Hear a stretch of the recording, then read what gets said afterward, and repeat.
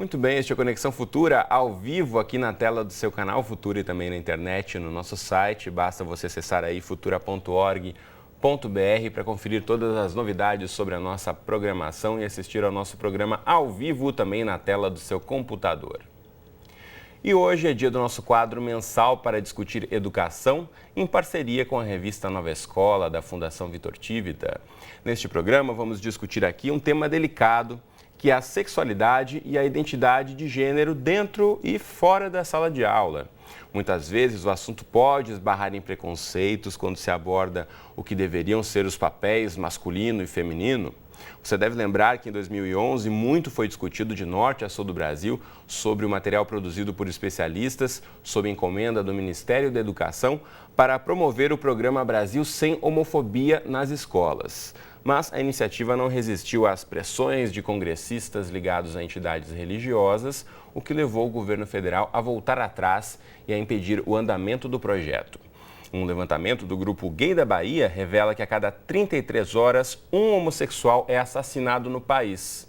Hoje aqui no estúdio a gente vai tentar debater um pouco como a educação poderia contribuir para promover a diversidade, quebrar estigmas e, quem sabe, evitar casos de violência. Então, para essa conversa, a gente recebe aqui no estúdio a Constantina Xavier, que está do meu lado, é professora da Universidade Federal de Mato Grosso do Sul. Professora, bem-vinda à Conexão, tudo bem com você? Muito obrigada, muito bem-vindo, obrigada. Muito bom. Também conosco aqui no estúdio está o Fernando Pocaí, que é professor da Universidade do Estado do Rio de Janeiro. Fernando, bem-vindo à Conexão. Obrigado, boa tarde a todas e todos. Muito bem, logo mais a gente fala também com o Wellington Soares, que é repórter da nossa parceira, a revista Nova Escola. E você em casa, como sempre, também é nosso convidado, então aproveite aí para tirar todas as suas dúvidas, participe aqui dessa conversa, mandando mensagens, comentários e opiniões para a gente pelas redes sociais. Você pode deixar registrado aí seu comentário, primeiramente coloco para você na tela o nosso facebook.com/canal Futura Oficial. Aqui você já encontra esse post que você pode curtir, comentar e compartilhar e deixar registrada aqui a sua questão. Também aproveite o nosso Twitter, marcando aí @Canal Futura, que é o nosso perfil no microblog.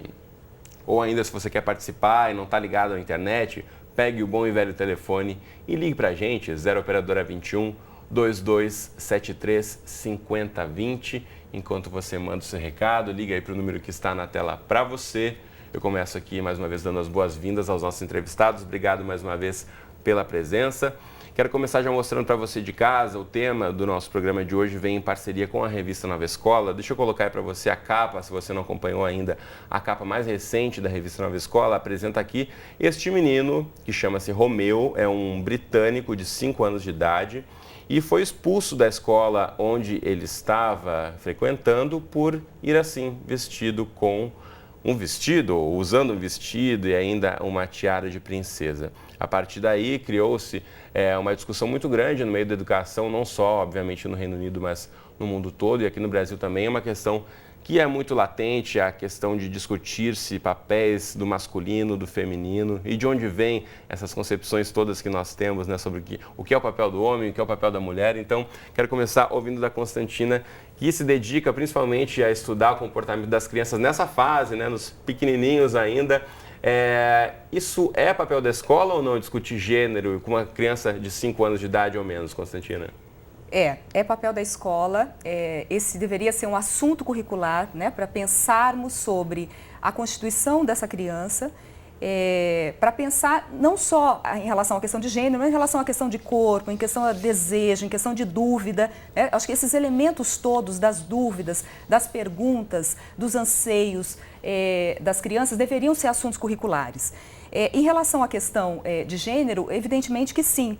Por quê? Porque a criança ela começa a se perguntar, no caso, em relação à questão do que é o masculino, do que é o feminino, começa a se perceber como masculino e como feminino ou não, né? Por exemplo, em relação a esse menino que está sendo colocado em discussão, ele não se vê dentro dos padrões que são estabelecidos para o masculino. Há um borramento de fronteiras aí e ele se vê, por exemplo, muito mais se identificando muito mais como o feminino do que o masculino, mas dentro de uma possibilidade de um masculino padrão. Né? O que se convencionou a ser o masculino? O masculino por exemplo, em relação à infância, tem que gostar de azul, tem que ser violento, tem que gostar de carrinho, né? E o que se convencionou a ser o feminino? Tem que gostar do cor-de-rosa, tem que ser doce, tem que ser dócil, tem que brincar de boneca. Então, esses padrões, eles estão muito estabelecidos e rígidos.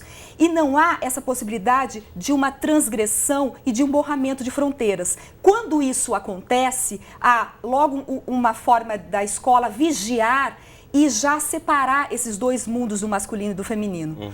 E por isso que a escola, isso deveria ser um assunto curricular, na medida em que a escola começa a discutir isso, e também um assunto para a escola pensar os seus espaços escolares, o seu espaço do brincar, por exemplo. Por que o brincar não pode ser esse espaço da livre brincadeira? Por que o menino, por exemplo, e a gente tem várias pesquisas com crianças, em que os meninos dizem que as roupas e as brincadeiras e os brinquedos das meninas acabam sendo muito mais aprazíveis para eles, né? Então, por exemplo, a roupa da princesa é muito mais colorida, é muito mais bonita.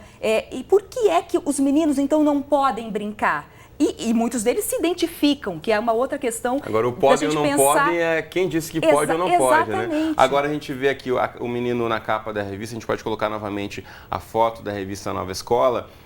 Ele vestido, enfim, com essa roupa tradicionalmente de uma princesa. Agora, se ele estivesse aqui, enfim, com uma arma ou com uma armadura de um super-herói, não causaria estranhamento algum, né? E nesse caso de ele ter chegado ao extremo de a escola pedir que ele se retirasse, ele foi expulso da escola simplesmente porque os pais apoiaram a decisão do menino, enfim, obviamente, de usar o vestido. Fernando, isso mostra um pouco do despreparo da escola, né? Esse exemplo de uma escola britânica, mas a gente sabe que isso não acontece só lá no Reino Unido, aqui no Brasil.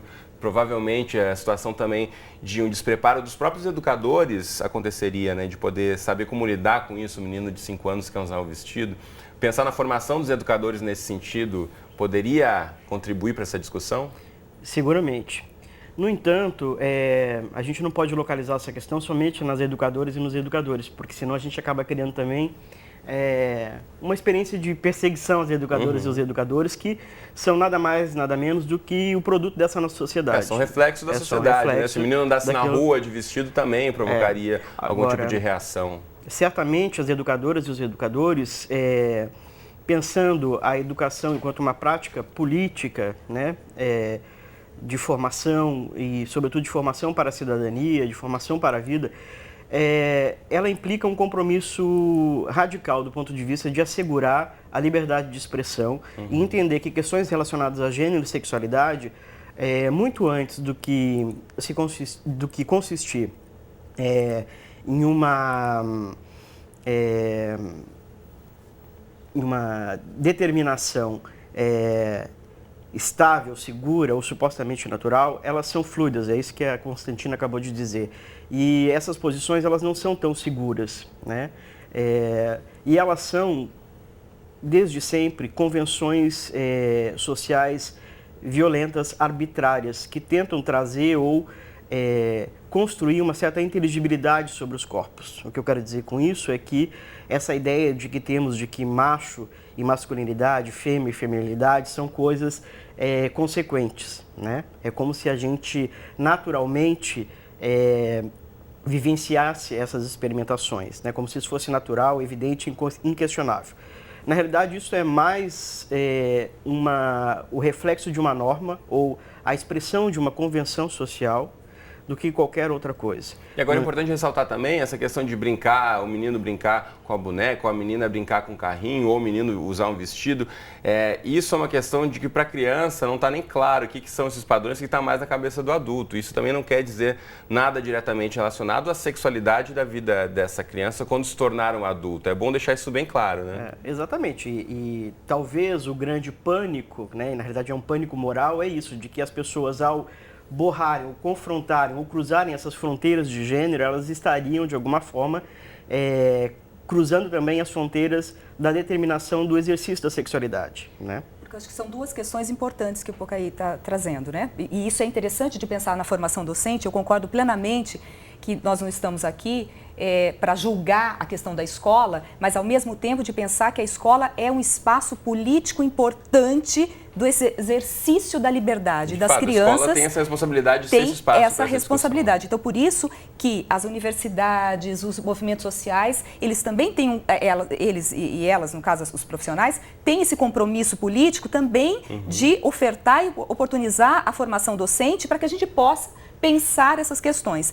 E dois elementos são importantes. Pensar o que é gênero, por mais que o ser humano é esse ser completo, mas o que é o gênero, que é essa construção social, identitária, de como é que eu me vejo masculino e feminino, muito embora existam outras possibilidades além do masculino e feminino, mas aqui para a gente pensar na infância, essas duas possibilidades, e a questão da orientação sexual e da sexualidade, que é uma outra questão. Tá tudo junto, mas às vezes a questão, ela é como se eu tenho o pênis, eu sou masculino, necessariamente eu sou heterossexual, que há uma certa convenção compulsória em relação a isso. Muito e que necessariamente são questões que não são a mesma coisa. Muito bom. Eu vou chamar agora também para a nossa conversa o Wellington Soares, ele é repórter da revista Nova Escola.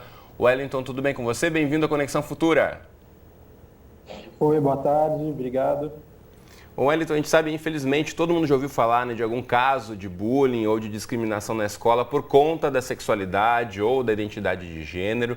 E eu pergunto para você, ao longo da produção da reportagem de capa da revista Nova Escola desse mês, como foi a negociação com os pais e os alunos, né? Existem vários depoimentos que vocês coletaram e apresentam nessa reportagem. Então, como foi essa negociação, de certa forma, para que os jovens topassem participar e dar depoimento? Houve muita resistência?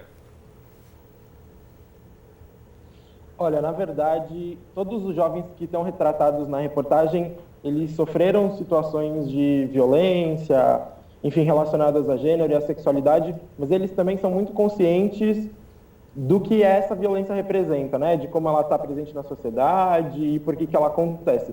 Então, na verdade, não foi tão difícil, todos eles entendem qual é a situação que gerou essas violências e que é importante falar sobre elas para que isso não aconteça mais nenhuma vez. É claro que existe um certo receio, mas, enfim, eu não precisei fazer nenhum trabalho de argumentação, não precisei convencê-los, todos eles estavam muito dispostos a, de fato, contar as histórias para garantir que elas não se repitam em outras escolas, como elas acontecem hoje em dia. Então, de certa forma, o que você está dizendo é que, a partir da experiência traumática, isso acabou despertando neles uma consciência maior em relação a esse tema?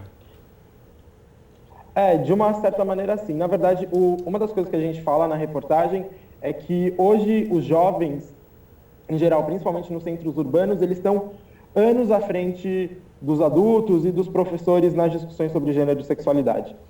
Então, enquanto o professor ainda está lá resistindo a tratar do aluno que se diz homossexual, não quer se falar do assunto, os jovens já discutem isso de maneira super aberta, eles entendem que existe homofobia, eles militam, enfim, eles são super abertos e eles não deixam essas situações passarem, né?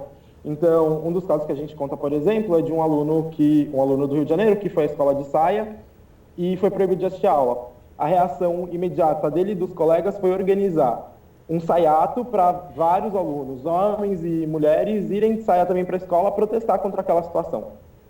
Então, de fato, a partir desse momento que todos os alunos foram de saia para a sala de aula, isso provocou ali uma reflexão, mesmo para quem não queria abrir os olhos e enxergar essa discussão. Acho importantíssimo ações como essas. Agora, aproveitando o gancho do que o Wellington está dizendo, né, de os próprios alunos se organizarem, eu volto a falar com você daqui a pouquinho, Wellington.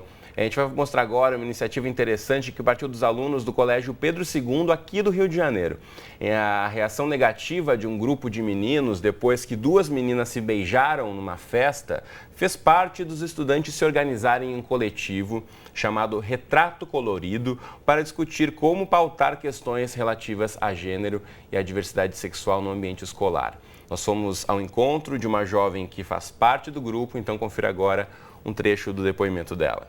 Eles viram que o assunto não era discutido em sala de aula, não era discutido na escola e que era necessário fazer isso. O que a gente vê acontecendo fora da escola, a gente vê acontecendo dentro da escola. E aí a gente precisa escolher um local para começar a dialogar com as pessoas. E aí a gente escolheu a escola, que era o nosso ambiente, um ambiente também mais fácil, digamos. Em uma das unidades teve um fato assim, muito chato até, que um dos alunos pichou na pilastra da quadra ser humano diferente de gay. Esse daí já foi um dos episódios que fez com que a gente percebesse quanto era necessário ter o coletivo dentro do espaço escolar. O que o coletivo fez foi fazer uma intervenção naquele espaço e aí, a partir disso, a gente começou a fazer debates e tal. Mas o preconceito é uma coisa assim meio bizarra até, porque não vem só dos alunos, vem também dos professores, com comparações em sala de aula. Então, a gente não foca só nos alunos, a gente foca em toda a comunidade escolar. Muito bem, toda a comunidade escolar tem que abrir os olhos para essa discussão.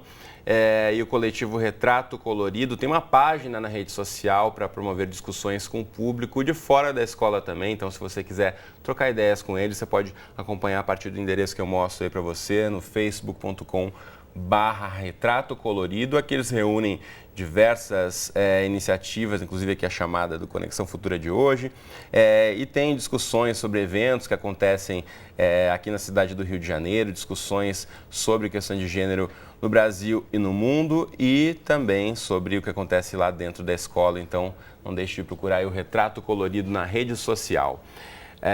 Como disse, né, essa aluna, o preconceito é uma coisa bizarra, mas também, como disse o Wellington anteriormente, Fernando, os professores muitas vezes estão mais conservadores e os alunos que trazem a discussão, que fazem essa proposição, que promovem um evento aí de os alunos usarem saia para tentar fazer com que a discussão aconteça no meio escolar.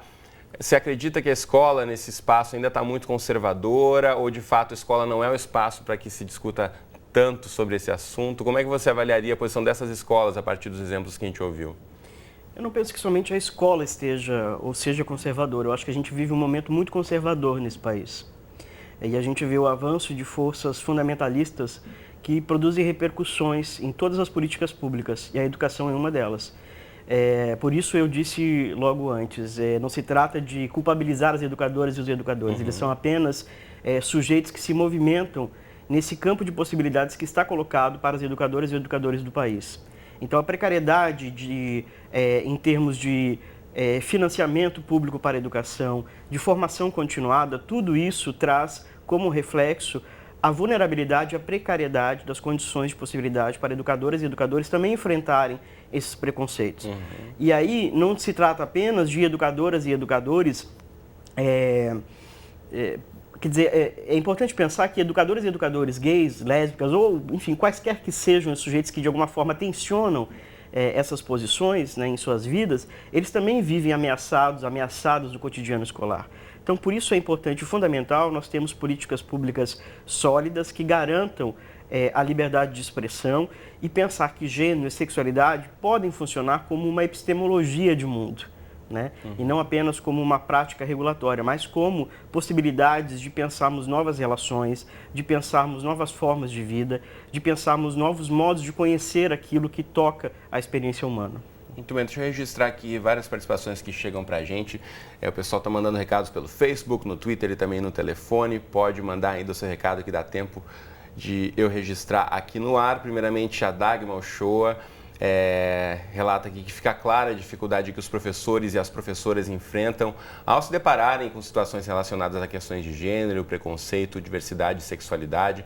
Ela diz que há muito que se aprender sobre o assunto, que ainda é muito novo e, de fato, é muito assunto para ser discutido, de fato é novidade até para a escola, né? No Brasil, discutir sexualidade, educação sexual, a gente sabe que não é parte do currículo de boa parte das escolas, então fica muito aí em cima do próprio educador fazer esse meio de campo. O Daniel Rosa, também pelo Facebook, valeu Daniel pela participação, ele diz que com as novas famílias, a nova geração de estudantes passará a compreender que a igualdade de papéis e a responsabilidade dividida trará equivalência de direitos e deveres no papel social. É um pouco também que o Wellington apresentava, né? A sociedade vai mudando e a escola tem que se adequar, de certa forma, e atrás aí do que está sendo discutido fora dos muros da escola para que isso seja incluído também nos seus currículos. Aliás, eu vou chamar novamente o Wellington, deixa eu colocá-lo aqui na tela para conversar com a gente. Wellington, eu falei no comecinho do programa sobre o famoso kit para discutir homofobia nas escolas, que acabou sendo barrado. E a partir de agora, a revista Nova Escola está disponibilizando esse material também no site para os educadores que tiverem interesse em buscar essas informações? Isso mesmo.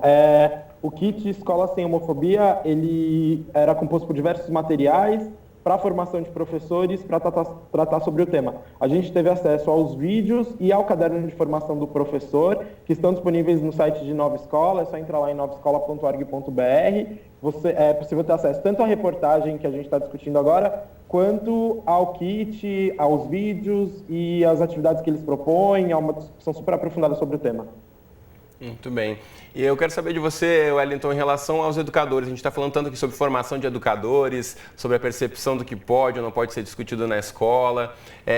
Conversar com os professores na escola, como foi? Houve reação deles em relação ao tema? Houve resistência? Algum tipo de resistência? Olha, as impressões variam muito, muito mesmo. Então, existem educadores que falam que tratam dos temas nas suas escolas e que eles são super bem recebidos, que o tema é tratado dentro de um projeto maior, mas ainda existe muito, muito mesmo educadores que são resistentes, que deixam algumas convicções pessoais guiarem a escolha de falar ou não sobre o tema, ou o que falar e não falar sobre o tema. Então, acho que existe uma mistura, talvez com uma tendência a ter uma resistência um pouco maior. Muito bem, a gente vai voltar a essa questão aqui, mas já estamos encaminhando para o finzinho do programa. Quero agradecer muito a participação do Wellington pela primeira vez aqui no Conexão Futura. Prazer conversar com você, Wellington. Até a próxima e belo trabalho, parabéns. Obrigado, até mais. Muito bom. Como eu disse, estamos encaminhando para o fim, mas existe aqui um ponto importantíssimo que o Lucas Antunes, nosso espectador, apresenta pelo Facebook. Obrigado, Lucas. Que ele diz o seguinte: se o adolescente é vítima de racismo na escola, ele se sente mais confortável para conversar sobre o assunto com os pais e com os educadores. Agora, quando é vítima de homofobia, a situação se torna muito diferente. Você percebe isso a partir do contato com os estudantes? Você percebe, Constantina e Luciano? Esse é o grande problema, porque não tem uma legislação específica, né, como tem para a questão do racismo.